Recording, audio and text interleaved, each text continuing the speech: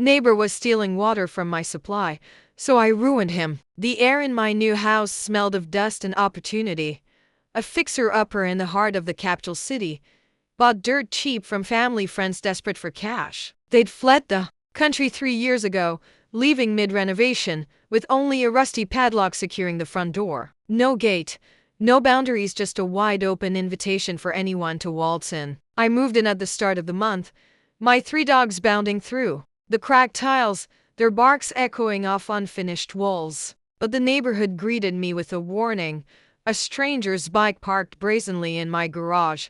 I dragged it to the street, the metal frame scraping the pavement, and by noon, a wrought iron gate was up, my first act of claiming this place. That evening, an angry man pounded on the bars, his face red as the city's sunset. I watched through my window, curtains twitching, as he cursed for 15 minutes before slinking away with his bike. Welcome to the neighborhood, I thought, already sour on the place. A no parking sign fixed a constant stream of cars blocking my gate, but the unease lingered like the humidity that clung to my skin.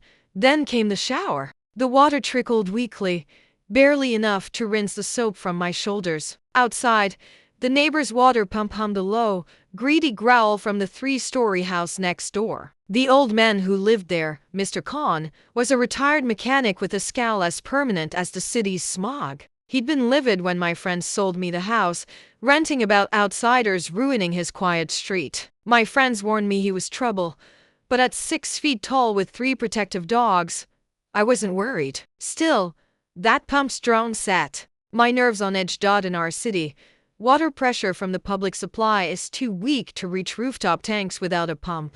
Khan's house, with tenants on the upper 2 floors, relied on one to keep water flowing. I waited until his pump shut off, then turned on my kitchen tap. The water gushed, strong and steady. Suspicion coiled in my gut. For 3 years, this house had sat empty, yet the water bills had crept higher than the leaks could explain. Khan, I realized, Hello，大家好吗？我是 I'd 你 been 们的 helping 老 himself 朋 to 友 my 佛缘 supply, 居士。关于 siphoning 如何 water 用 like a 电脑 thief 玩 in 这 the 款游 night. 戏，大家可以 I 看 couldn't 我视 pinpoint 频 the 下方的 exact 课 height 程 of 讲 tap, 解。 probably buried somewhere in the tangle of plumbing between our properties, but the pattern was clear. Every time his pump ran, my pressure dropped. Water here is cheap. My bill, even with washing 3 dogs, a car, and a garden, was barely $5 a month. But this wasn't about money. It was about Khan's entitlement. His smug belief that he could steal from me because the house had been abandoned. He'd waltzed onto my property, rigged my pipes, and thought he'd get away with it. That arrogance burned hotter than the city sun. I weighed my options for days, pacing the creaky floors as my dogs watched, their ears pricked. Confront him? He'd deny it. Maybe get hostile. Go legal? Too slow. And the fines wouldn't sting. Enough. Let it slide? No, every time I turned on a tap, I'd feel his invisible hands taking what was mine. I wanted him to learn a lesson, one he'd never forget. The plan was simple, elegant, and perfectly legal. I'd turn off my water at the mains when his pump was running. No need to trespass. No laws broken, just a flick of a valve to flip the script. Household tanks here use a ball valve to detect water levels, signaling the pump to run until the tank fills. If the water stops, the pump keeps churning, desperate for something to pull. Starve a pump long enough, and it burns out. A mechanical heart attack on Monday. As Khan's pump kicked on with its familiar growl, I slipped outside to the main valve, hidden behind an overgrown jasmine bush. The metal was cool under my fingers.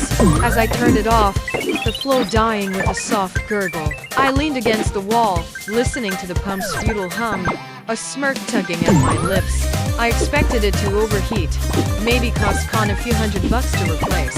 I didn't expect it to take down his entire house. BYM. Shouts woke me. Flashlights bobbed outside Khan's place, tenants arguing in hushed, then furious tones. No water. No power, what the hell is this? One yelled.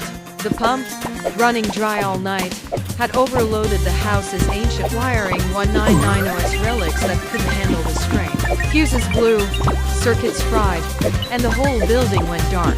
My dogs stirred, but I stayed still, peering through the blinds, heart pounding with a mix of guilt and triumph. In our country, tenant laws are ironclad. and power are sacred, and landlords must keep them flowing. Khan's failure was a legal landmine. By morning, one tenant had packed up, tires screeching as they left. The other filed a police complaint, joined soon by the second.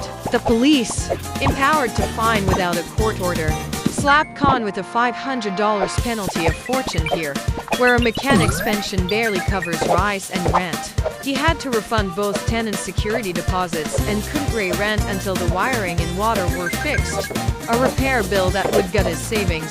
2 days later, Khan stood at my gate, his face gaunt, eyes sunken like the city's potholes. "Did you turn off your water?" he asked, voice tight. I leaned casually against the gate, my dogs growling softly behind me. "Yeah, had a pipe leak," I lied, smooth as the jasmine scent. "Plumber fixed it yesterday." His jaw twitched, but he just nodded. "Okay," he muttered, shuffling back to his darkened house. He knew I knew, but he was powerless. Checkmate.byc. Khan was moving out, defeated, to live with his daughter, his tenants, his income, his pride all gone because he thought he could steal from me. Next week, a plumber will rip out any pipes crossing my property line, sealing off his access for good. I didn't just fix my water problem. I sent a message. This house, this water, this life, it's mine.